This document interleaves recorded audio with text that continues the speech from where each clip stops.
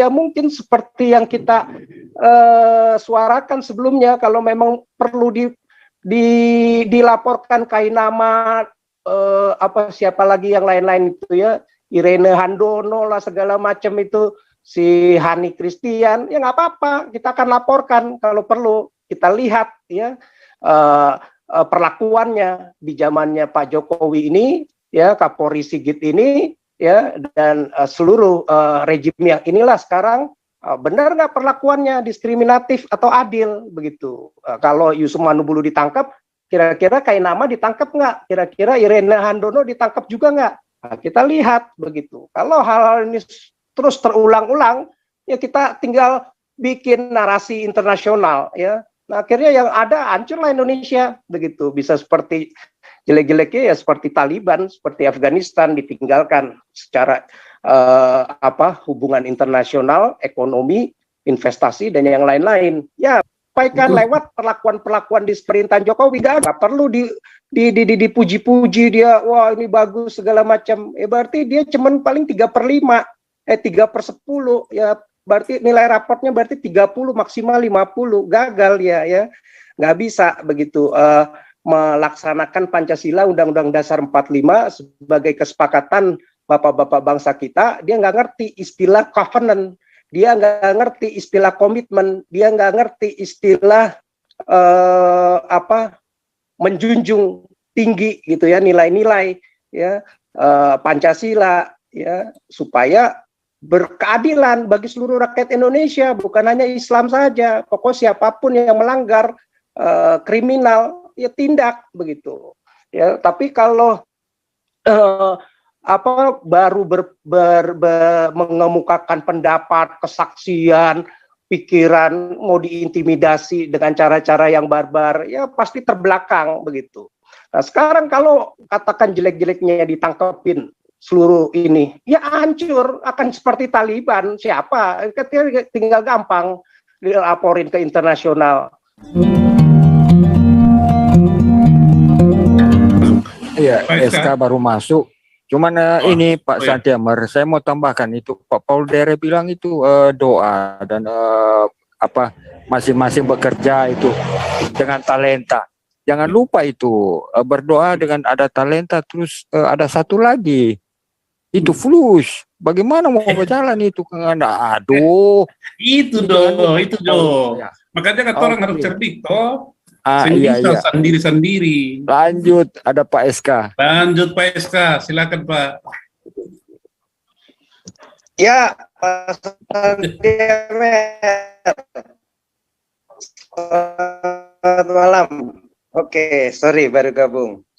Jadi gini, Pak Santiago semua saya jelas ya? Yo. Halo. Ya malam Pak. Putus-putus, putus-putus. Jelas, cuma putus-putus. Ah itu dia. Sekarang? Mantap, okay. Sudah seperti toa. Ya. Jadi sorry baru gabung. Jadi gini, penangkapan YouTuber Kristen ya pasti biasalah ya, selalu seiring dengan pasal-pasal karet penodaan agama begitu ya. Kita sudah bahas itu di negara-negara Islam, kalau nggak ada pakai bumper pasal-pasal penodaan agama ya, pasal-pasal karet tersebut, kalau tidak mereka create, mereka ciptakan barrier-barrier itu ya, bahkan model-model intimidasi, kekerasan, diskriminasi ya.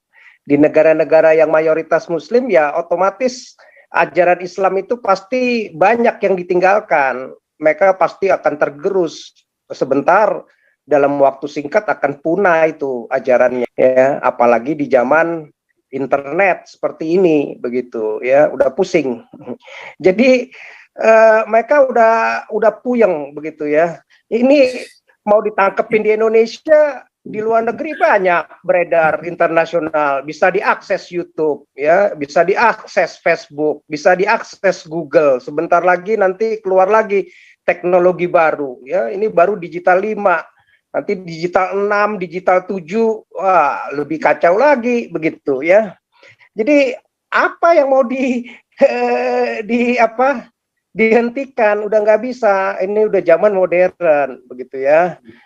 Jadi kalau dulu itu kan di negara-negara kayak Timur Tengah, Arab begitu bisa ya dihambat dengan hukum-hukum seperti ini, murtad dibunuh, murtad bisa dipenjara, ya perlakuan-perlakuan diskriminasi dan intimidasi itu mereka bisa lakukan.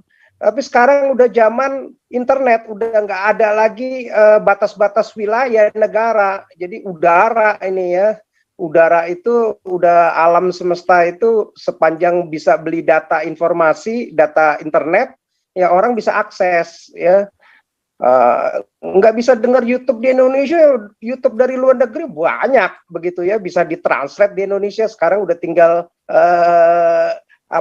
tinggal klik settingannya translate bahasa Indonesia, jadi mengerti. Apalagi nanti sekarang keluar lagi teknologi baru di mana langsung orang yang nggak bisa bahasa Inggris pun juga bisa seolah-olah kayak ngomong bahasa Inggris walaupun dia sekarang ngomong bahasa Indonesia begitu. Jadi udah nggak bisa. Ya, ajaran ini nggak mungkin lah pasti diikuti orang-orang yang waras, nggak mungkin lah mengikuti orang yang teladannya jauh dari standar moral begitu ya. Gimana bisa diikutin begitu ya, selama ini kan ditutup-tutupin ya. Gimana bisa menyangkal Islam itu Muhammad mengawini Aisyah umur 6 tahun 9 tahun, nggak mungkin, pasti akan jadi bahan bulian begitu, pasti malu lah orang-orang yang cerdas begitu ya, nggak mungkin begitu mengajarkan banyak kawin istri segala macam, ya nggak mungkin lah di zaman modern seperti ini. Di negara-negara yang Islam sendiri aja sekarang sudah nggak boleh yang poligami, bahkan bisa dipenjara ya, bisa hanya di Indonesia, di negara-negara yang Pakistan yang masih relatif masih bodoh-bodoh lah, masih gampang gitu ya poligami.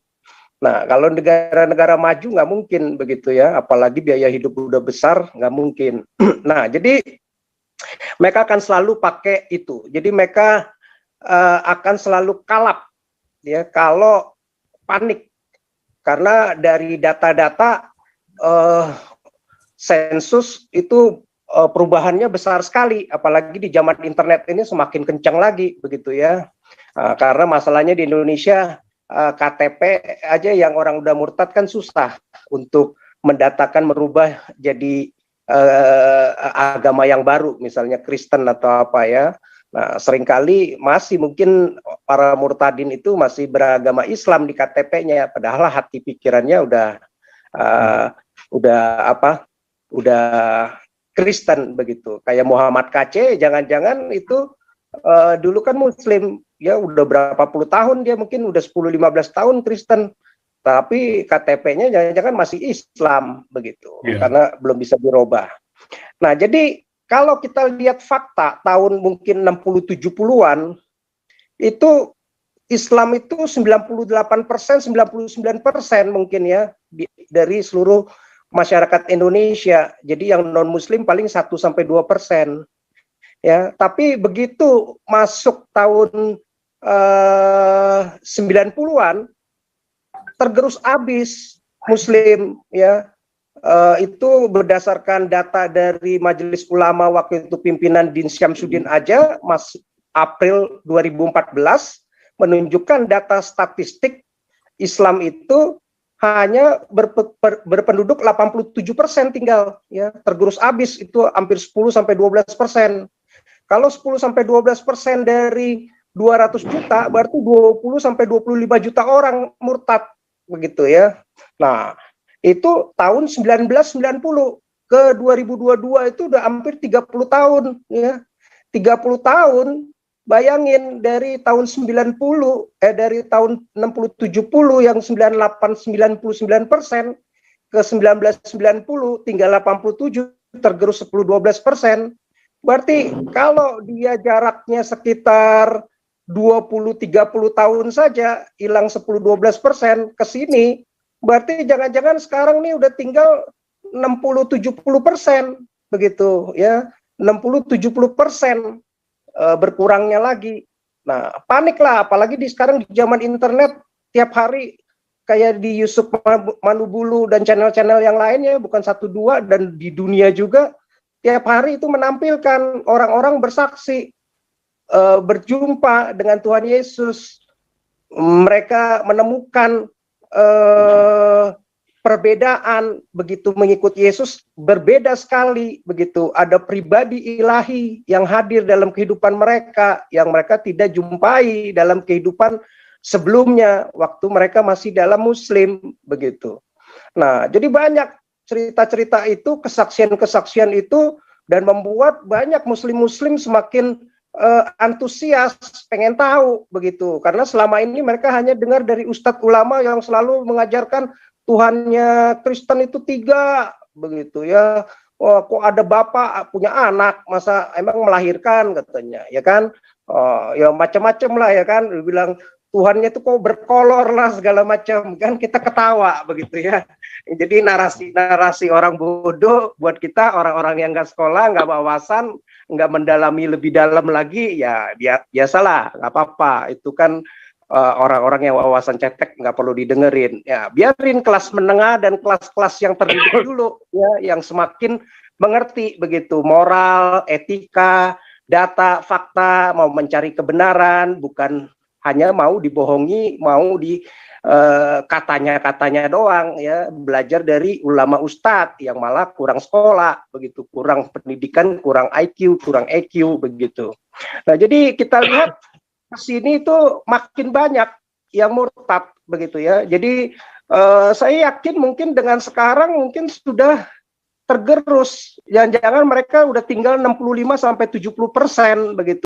Logika dasar itu begitu, siapapun. Nah, orang kalau semakin dibukakan seperti itu lewat internet, gimana bisa membendungnya? Indonesia mau ditangkepin seluruhnya di YouTube, ini di luar negeri berteriak, ya kan, banyak bersuara lagi, ya apa yang bisa dibendung begitu? Nggak bisa lagi dibendung gitu. Jadi orang bodoh aja yang membendung. Semakin mereka menangkapi, semakin mereka memperkarakan, mempidanakan, ya semakin banyak yang murtad, karena mereka akan malah mencari lagi, kenapa ini orang ditangkap, kenapa, tinggal dibikin narasinya lagi. Nggak sanggup nih Muslim menjawab pikiran dengan pikiran, cukup dengan intimidasi, dengan cara barbar, dengan cara preman, yang nggak perlu orang sekolah juga bisa lakukan seperti itu begitu.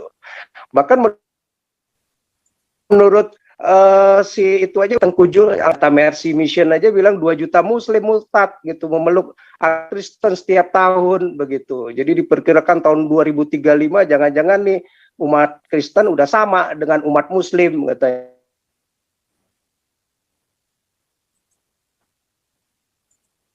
Ya. Jadi mereka udah disampaikan. Jadi orang publik juga bisa melihat. Bahkan dulu waktu pendeta Ye Wonggu itu ya, yang NTT itu kalau nggak salah itu kan, yang ketua PGI dulu,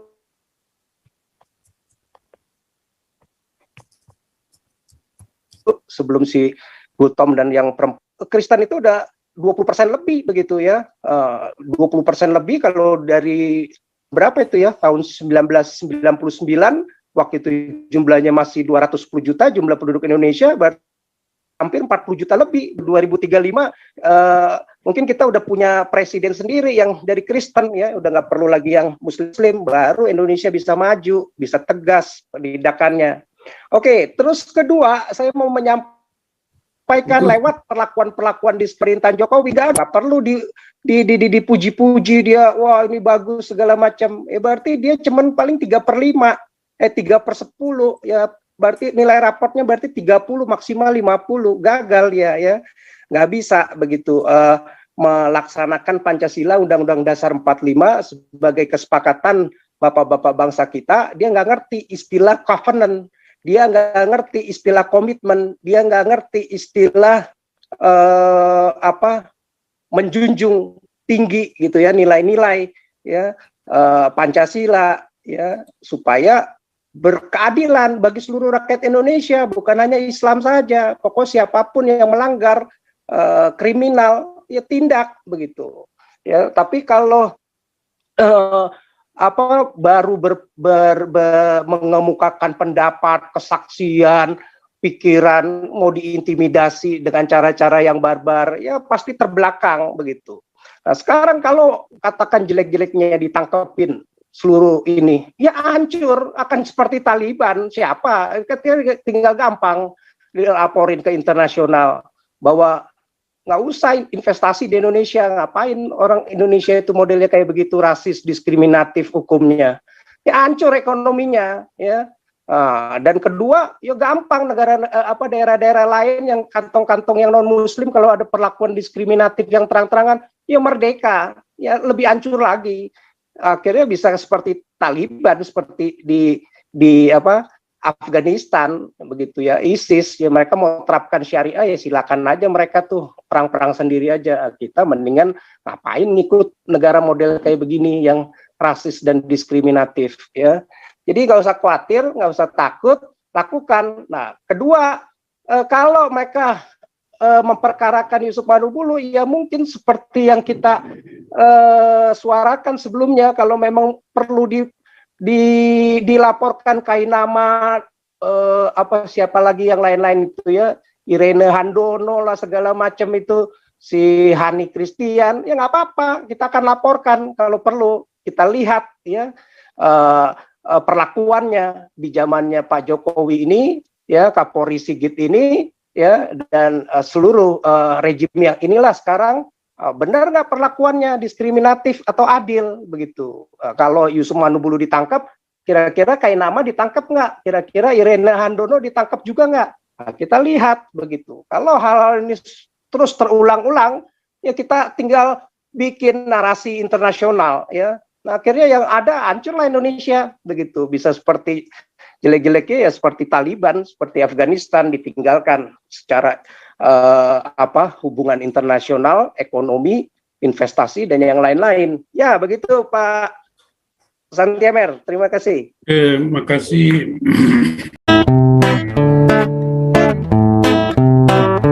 Kau bilang kau menang debat,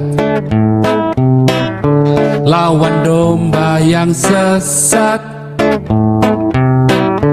Kau bilang banyak yang tobat,